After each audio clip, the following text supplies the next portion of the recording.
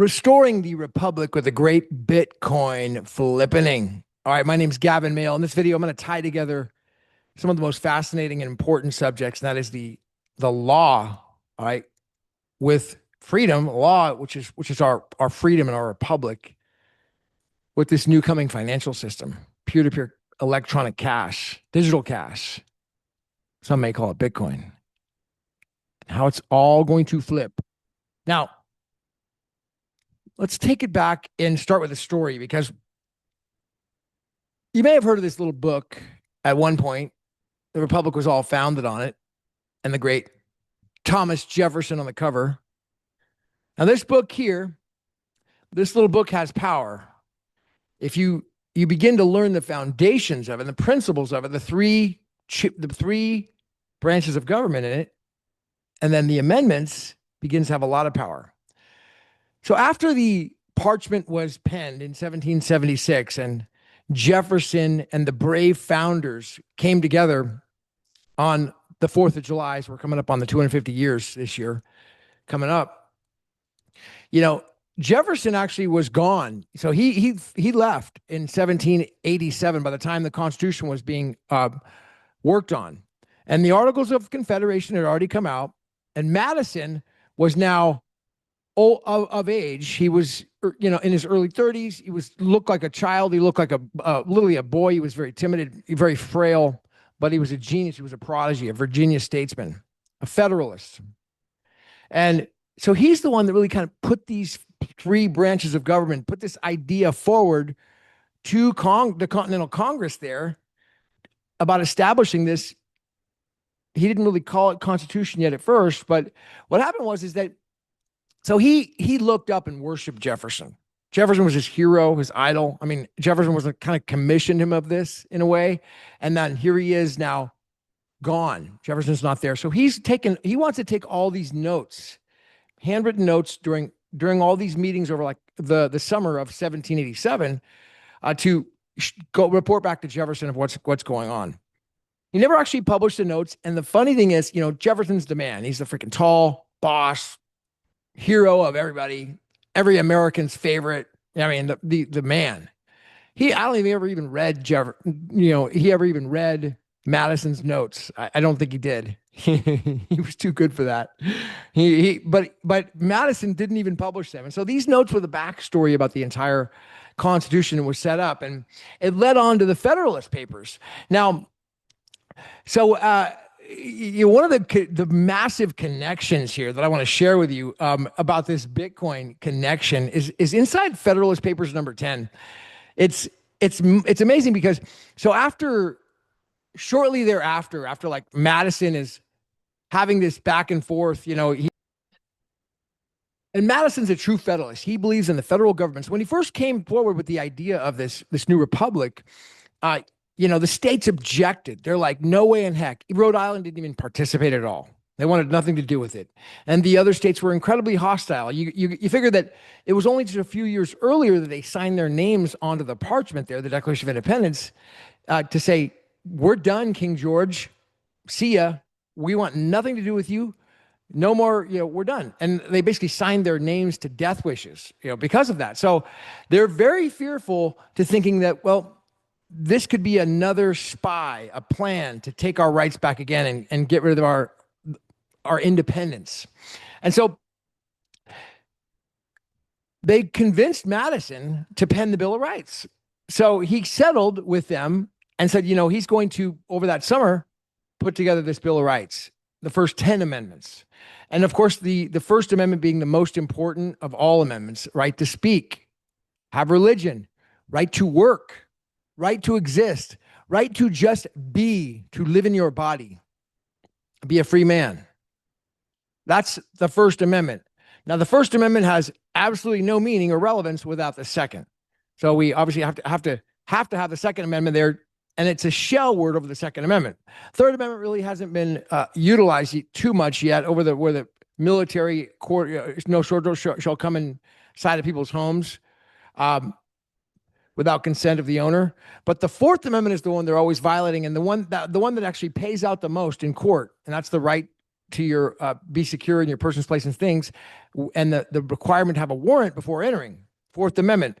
That's always going to be enforced under Title 42, 1983, civil rights litigation, which you'll find over, if you read a lot of cases, those are the ones that pay out the big money when they do that. Fourth Amendment claims. Now, all right, so this is Federalist Paper 10, November 23rd, 1787. So this is after the convention. And Madison is, they're publishing these inside of the paper at the day. I think it was, I'm not sure what newspaper, the same subject. The Union is a safeguard against domestic faction and insurrection, from the New York Packet, November 23rd, 1787, Madison. To the people of the state of New York. Now, Madison is a Virginia statesman. He's a Virginianite, but he's writing to the people of New York. Now,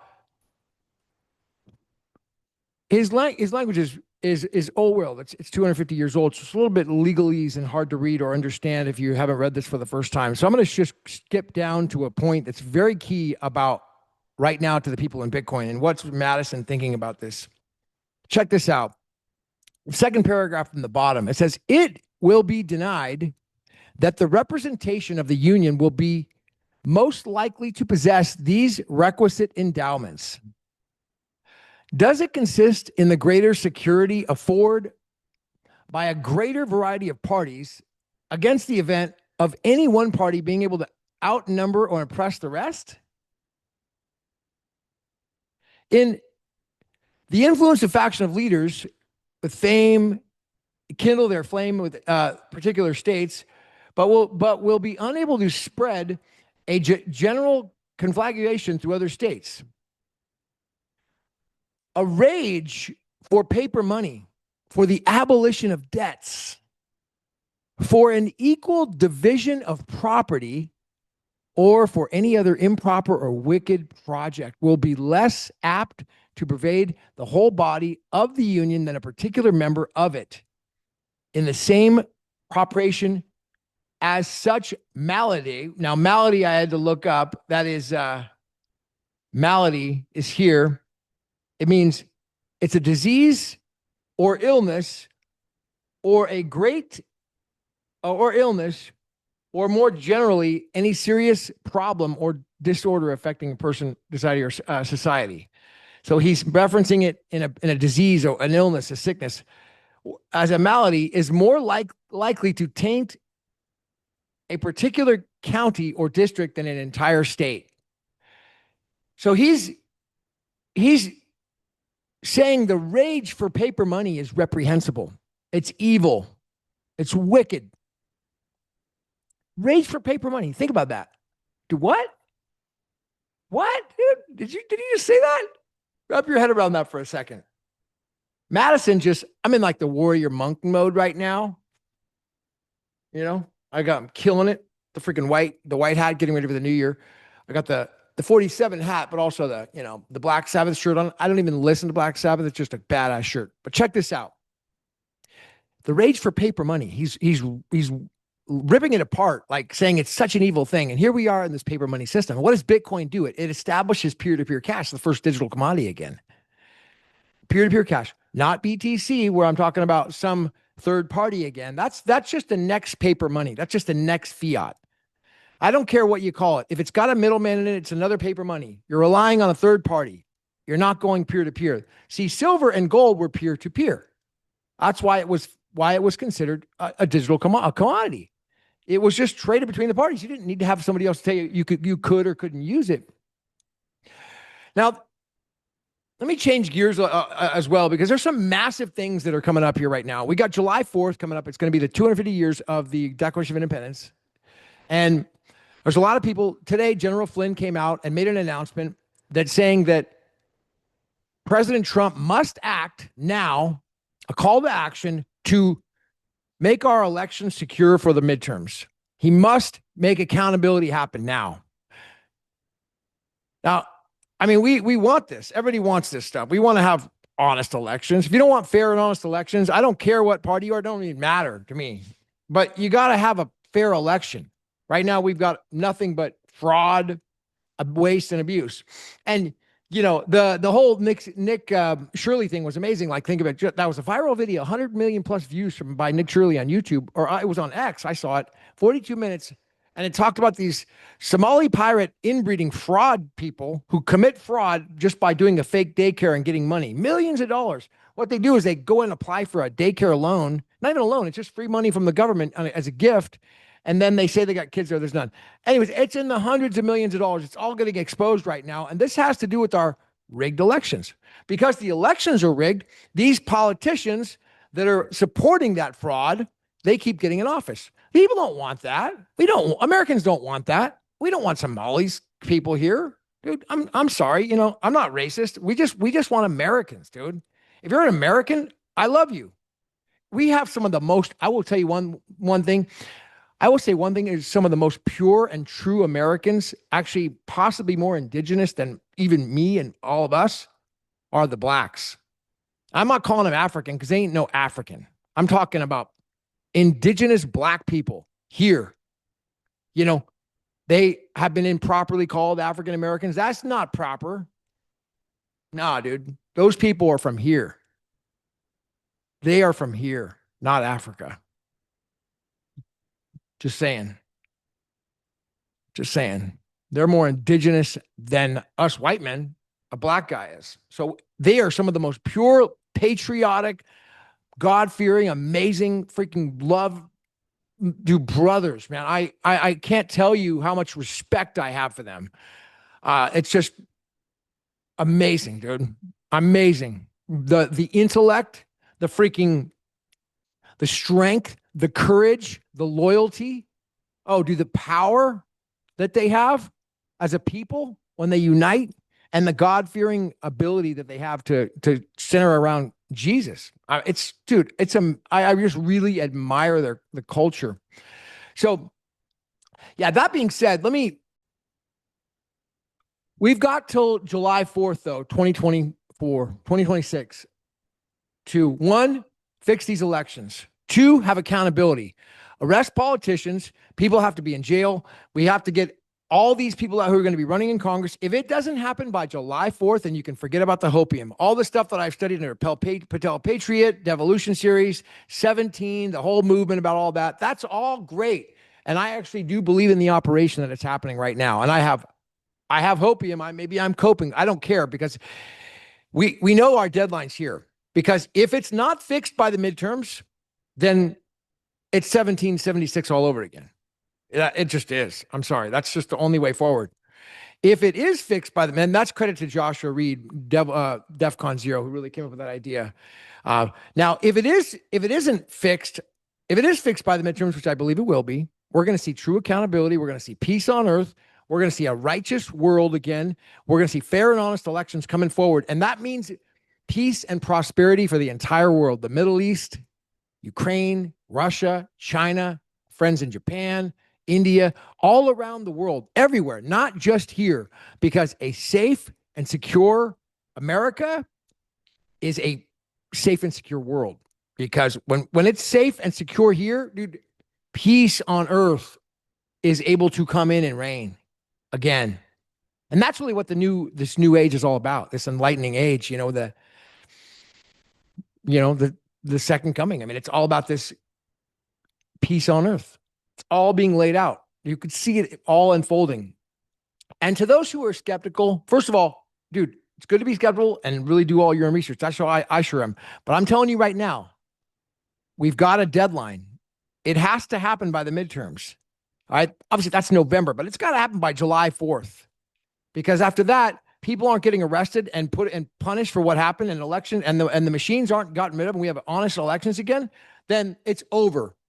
Then there's going to be a blue wave and over Congress, and everybody's out, and it's just going to be massive fraud everywhere. We might as well, it'll be done. So it has to happen by then. If it doesn't, it's going to happen. It's not even going in my mind. All right. It's going to happen. No matter what, let it be. It will be done. This is our time to thrive. Okay. So I'm going to be sharing a lot more like legal content on this channel as well. I mean, dude, let me just kind of give you a preview about some of the ideas that I just came up with. I mean, these are just things I'm going to be talking about over time, writing papers on. um, that I'm a freaking dude. I'm an expert in. Three branches of government, the duty of the people, moving the court, like how to move the court, petitions the court, the great writs, the history of writs, state citizen versus federal citizen, and breaking down the case on that. I'm going to share a private video at the end of this video that I did, breaking that all down. Accord and satisfaction in the Uniform Commercial Code, how that actually works with the Uniform Commercial Code. A lot of people talk about discharge, debt, and all this crap, a lot of sovereign crap. I'm not talking about that. I'm talking about actual statutes under the Uniform Commercial Code and what the Uniform Commercial Code says about this thing and how it works. How to write a complaint, how to answer complaints, how to really win in court, objections, the almighty maneuver in law, when you reach true mastery, or doctorate level, like a PhD level, which is going to be winning a motion for summary judgment. You know that you have reached passing any bar or any test or anything like that. Once you win a summary judgment on your own, you are the master. You run things. You are a dominating force in the courtroom. Discovery is how you win. What discovery is, how to do it, and of course the pleadings itself. How to answer a complaint, so key. I've done I've done a lot of talks on this with like my Saturday group on how to answer a complaint and breaking down FPI versus Nakashima, which is like the studies under the great law professor, the first Hastings law professor that broke this down on how to answer a complaint and what a tribal issue of fact is. I'm going to talk about that in the future as well. 508s, churches, nonprofits, foundations, consumer law, the easiest way to win, like Telephone Consumer Protection Act, FDCPA, FBCA, which is the Fair Credit Billing Act, the FCRA, Fair Credit Reporting Act, citizens arrest, like how to really perform it properly, defend yourself more mightier than any fist fight or martial arts. You get more power by learning citizens arrest than you ever will by learning how to punch somebody. Sure, learn how to punch somebody when you're a kid and learn how to defend yourself. Get strong, grow your body strong so you have confidence you could do that. But at the end of the day, that only gets you so far, and it can get you in trouble when you use violence. Even if it's to protect yourself, you got to be careful. So that's why citizens arrest is the absolute most important thing to ever do. And then, of course, the giant of all litigation, which is going to be Title 42 to 1983, that's civil rights litigation. And then the biggest and most difficult of all is RICO. I'm going to be talking about some of these things, writing papers on it, like law, like law papers as well. Because as the Satoshi Insiders Club is forming, it's going to be this insiders group learning about how to capitalize on the great Bitcoin flipping. And yeah, sure, you can, I guess buy and hold and 1,000 coins and all. That's great, dude. But I don't want to promote that. That's called hodling. I want to promote how do we capitalize on it as entrepreneurs, as innovators, as first early adopters. What businesses can be built? Dude, I want to build my own businesses on there. I want to encourage other people to build these businesses on the new MetaNet so that we can all have this new internet together, a peer-to-peer internet, the way Bitcoin was designed, because that's what Madison wanted, dude. He feared paper money. He despised paper money. He wanted peer-to-peer transactions. He didn't say that, but it's assumed silver and gold were the only lawful money in the Constitution. Article 1, Section 10. That's commodity money, dude. And so now that we have a digital commodity for the first time, and I believe it's going to be defined inside the inside the Clarity Act coming up, we'll have the actual true digital commodity defined for the first time, lobbying for that. And now that we have, of course, the Genius Act that's passed and the new stablecoin legislation that's going to define the new financial system. The real financial system is being defined right now. It's happening. And you can be a part of it. So stay tuned for a lot more to come. Hit the ones. Be sure to subscribe if you haven't already. My name is Gavin Mehl. Dude, I'm in the freaking warrior mode with the white hat.